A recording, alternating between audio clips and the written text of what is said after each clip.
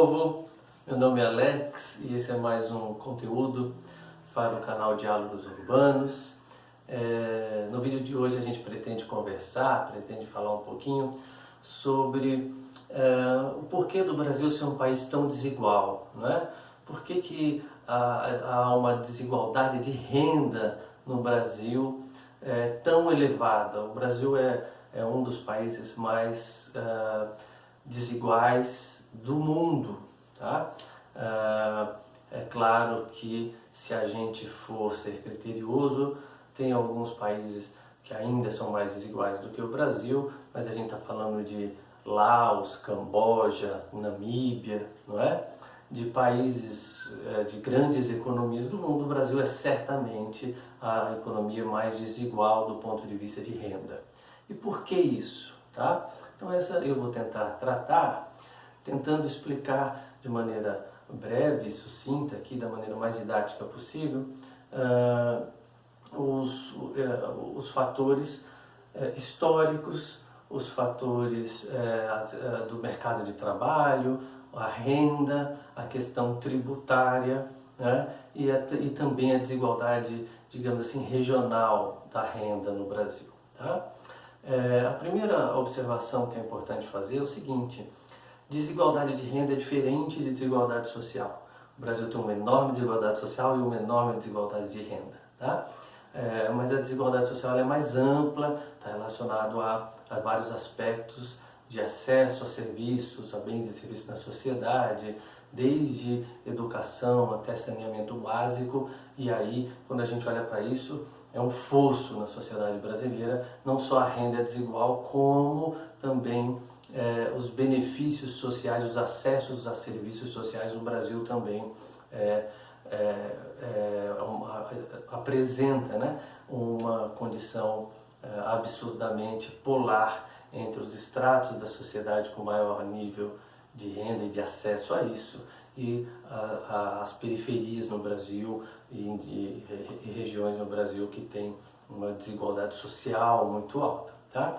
E é claro que nesses casos a gente também verifica uma desigualdade de renda, mas é importante dizer o seguinte: mesmo nas partes mais pobres do Brasil, nas regiões onde há uma desigualdade social muito grande, também há pessoas lá que têm rendas muito altas, tá? Então, se você pega o Nordeste, tem uma desigualdade social maior do que a região Sudeste, mas há pessoas no Nordeste que têm um nível de renda muito alto também, tá? Maior do que, inclusive, algumas pessoas em São Paulo. Então, são assuntos diferentes. Do ponto de vista de renda, a gente pode dizer o seguinte: o processo de formação histórico brasileiro, ele é um processo concentrador, né? Desde a invasão portuguesa nos territórios brasileiros, né, do que veio a se chamar de Brasil, a gente já veio junto do processo de colonização português a inserção de um modelo concentrado, né? Anterior aos portugueses existiam as comunidades originárias, os povos originários, que não é objeto aqui da nossa conversa, mas já existia, é importante dizer que já existia uma organização social e econômica aqui. Tá?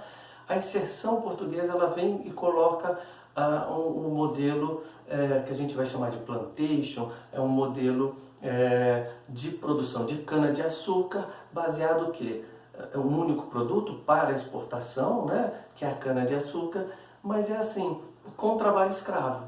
Ora com trabalho indígena, mas predominantemente com trabalho escravo. E escravo não tem renda, não é?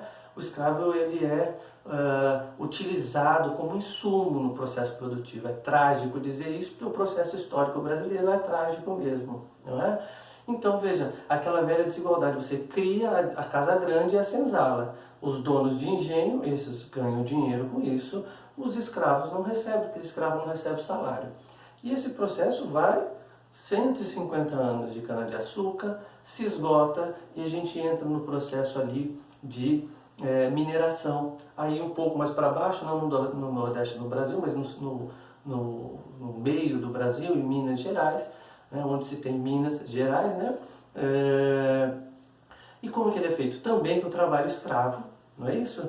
E também quem acumula com isso é uma pequena parte da população brasileira. Lembra, olha, o processo de formação nosso, ele se dá inicialmente por uma divisão do território em grandes extensões de terra, aquilo que se chamou capitanias hereditárias e depois vai virar seis marias, mas você já dá muita terra para pouca gente e muita gente trabalhando como escravo, não é? Seja inicialmente na cana e depois na mineração. Na mineração muda um pouquinho, você tem uma pequena parte da população que começa já a ter algumas atividades liberais ali, mas ainda é pouco, né? Muito pouco.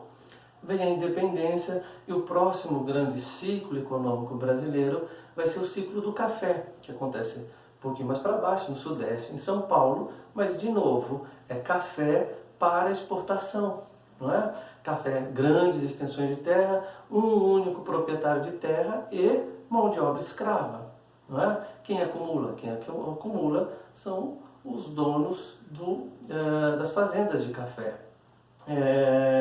E depois do trabalho escravo, após a abolição da escravidão, você tem a inserção, até um pouco antes já, mas você começa a ter a substituição de mão de obra escrava para mão de obra imigrante, mas que também recebe baixíssimos salários e no primeiro momento eles têm os seus salários comprometidos com a própria viagem, enfim, a renda é muito baixa dessas pessoas. Então, isso vai durar de maneira muito evidente até 1930. Tá? Então, olha só, no Brasil, que de 1500 a 2020, a gente pode dizer que 430 anos foi cana em grandes extensões de terra e escravidão para fora, minério, ouro, em grandes extensões mão de obra escrava para fora, café, grandes extensões de terra, um único produto, mão de obra escrava e depois imigrante para fora, isso é, sempre para exportar, nunca para vender aqui, porque as pessoas não têm renda aqui para comprar, você tem um baixo mercado interno inexistente. E mesmo depois da abolição, você traz o mercado, traz mão de obra de fora para o Brasil para receber salários baixos. Não é? Em 1930, de 1930 a 2020, não tem 100 anos ainda. Então, a primeira marca que eu quero deixar para vocês é essa. O processo de formação histórica brasileira, ele tem muito mais tempo de concentração do que qualquer outra coisa. A partir de 1930 a gente começa a industrializar o Brasil, a gente começa a urbanizar, mas o Brasil começa a ter mais indústria, começa a ter mais emprego, a gente já aboliu a escravidão de maneira formal, mas o que acontece? Você tem muita gente no Brasil, porque você tem escravos, que aí agora vão ocupar as periferias no Brasil, e muita mão de obra, imigrante. Se você tem muita mão de obra, você tem muito trabalhador, o que acontece com o preço do trabalho? Né? O preço do trabalho é o salário.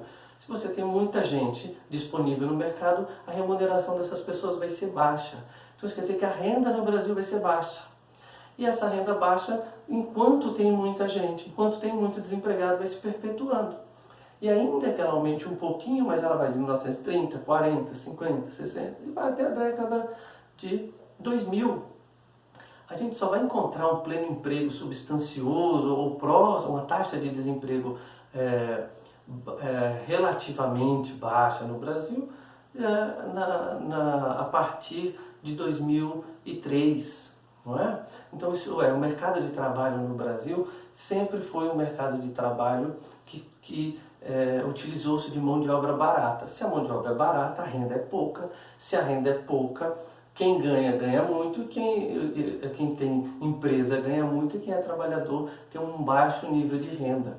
Tá? Somente quando você gera pouco desemprego, quando está uma economia próxima do pleno emprego, que aí os salários vão começar a subir. E aí nota que tem uma outra característica. Se a renda é baixa, o nosso mercado interno, o dinamismo do mercado interno é pouco, também é pequeno. E se o dinamismo do mercado interno é pequeno, o sistema produtivo também tem lá suas dificuldades de crescer, porque tem pouca renda, pouca demanda, não cresce tanto. E aí tem mais dificuldade de gerar emprego. E se tem mais dificuldade de gerar emprego, não gera tantas empresas, né? E você não cria postos de trabalho que remuneram de maneira mais sofisticada. A gente até fez uma indústria um pouco mais complexa, né? Quando a gente fala complexa, é uma indústria um pouco que remunera melhor os trabalhadores, mas a partir do final da década de 80, esse parque industrial brasileiro começou a se reduzir, e isso é um tópico para a gente discutir depois da desindustrialização brasileira, e as remunerações caem. E hoje, no século XXI, o que a gente tem é que o Brasil está voltando a produzir soja em grandes extensões de terra para fora também.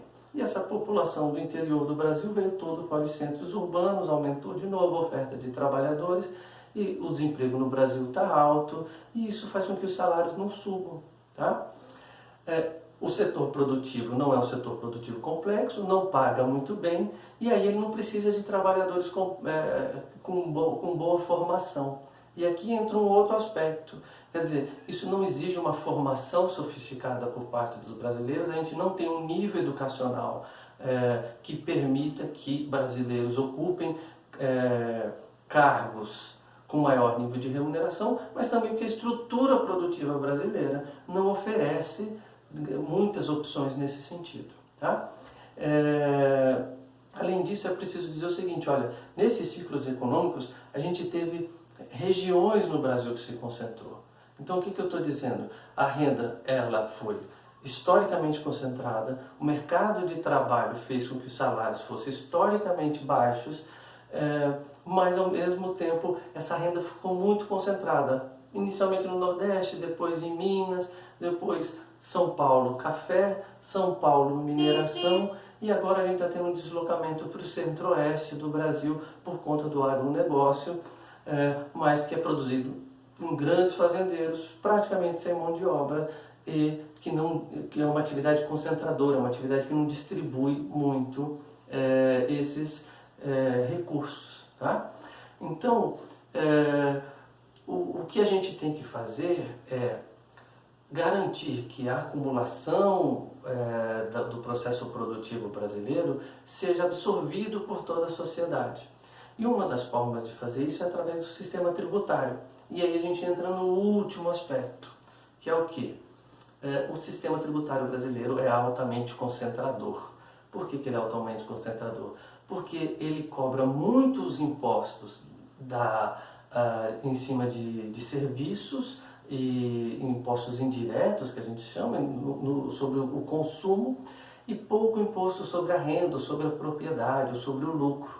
Não é? O sistema tributário brasileiro é regressivo. O que é regressivo? Ele cobra mais impostos de quem menos ganha, né? E menos impostos de quem mais ganha. E isso faz com que, quanto mais pobre você for, proporcionalmente você paga mais impostos. E quanto mais rico você for, proporcionalmente você paga menos impostos. Então, naturalmente que o sistema tributário gera essa concentração. Então, olha só, historicamente concentrado, a renda baixa, sem atividades complexas que dê grandes remunerações, e ainda a remuneração que você recebe é muito tributada, enquanto as pessoas que recebem muita tributação são pouco tributadas. Daí a importância de se fazer uma reforma tributária que, no mínimo, pare com essa mecânica de continuar concentrando. O ideal é que a gente tenha uma reforma tributária que distribua de maneira mais equânime, mais equitativa, os ganhos da atividade econômica de um país. No nosso caso, a gente concentra. Não é? Então, valida a importância de se pensar em um sistema tributário mais igualitário, mais equânime. Tá? E aí fica o tópico para o próximo vídeo, no qual a gente vai discutir a reforma tributária e como podemos fazer um sistema tributário que permita que o Estado arrecade de maneira mais distributiva, né? De maneira menos concentradora, e com isso gaste melhor com a sociedade, permitindo maior nível de acesso à educação, à saúde, e aí contribua para a melhora da desigualdade de renda e da desigualdade social. Tá? Mas se você quiser continuar recebendo os nossos vídeos, os nossos conteúdos, se tiver alguma dúvida desse conteúdo aqui, faça um comentário, curta aí o nosso canal para ajudar a gente, curta esse vídeo, compartilha com a família, com os amigos, e a gente vai junto, tá? Sigamos!